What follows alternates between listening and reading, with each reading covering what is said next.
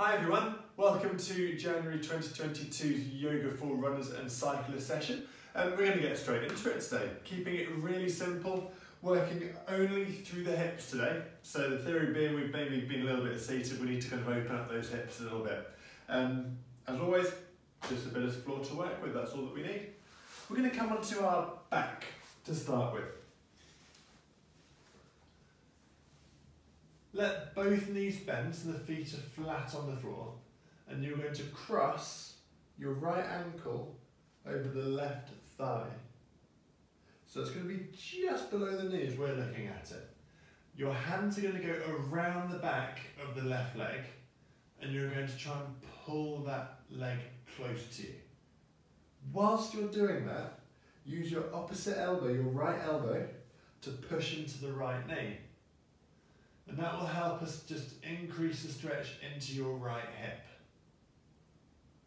So if you think of it in this way, you want to get your left knee as close to the body as possible, whilst keeping your right knee as far away as possible. And you're just easing into that stretch. If it eases off, gets a little easier, then you can just draw it a little bit closer. But the legs are relaxed, it's only the pull coming from the arms. Brilliant, and then release when you're ready, and of course take it on to the other side. So we're going to go into the next move, still working through the hips. I'm going to bring my left leg in. You're going to lift that left foot over the right leg, get up as tall as possible and hug that leg as close as you can.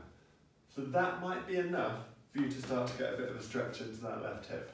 So we're just going to hold that there just for a moment. Your outstretched leg is just there, it's just resting there. Keep your toes lifted for good form and stay tall through your upper body. And then when you're ready, you're going to take your left hand behind you, you're going to rotate to look over that left shoulder, still keeping this leg pulled in close. Don't let it leave your chest if that's where it's got to. It may be that it just needs to be a little bit further away for you, but that's fine.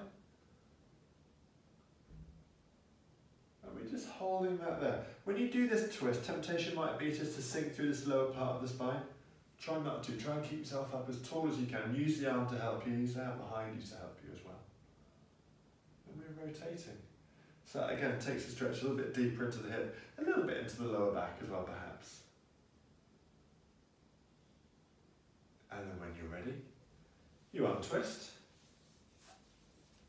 And then coming into our next and final move, there's a few different ways of getting into it, so I'm going to show you both. What we want to try to achieve is both knees one above the other. Okay, so this way that I've just come into it is the first way that you can do that. The second way, I'm going to face you guys actually as we do it, is to come to all fours, to pull one leg all the way around. So now I've got my right leg in front of my left. Separate your feet and then sit down. So it's not an easy pose to get into, this one, whichever option you go for. You might find that when your bum gets down towards the floor, you start shifting over to one side. If that's the case, grab a cushion, grab two, whatever you need, and sit on them, just so you're lifting your bum a little bit off the floor. But essentially what we're looking for is to keep the knees stacked one above the other. We're going to place the hands on the floor and fold the body forwards. Now what you should feel is a stretch on the hip of your top leg. You might feel it a bit into the other side as well, it wouldn't be wrong, but the main focus is going to be on that top hip.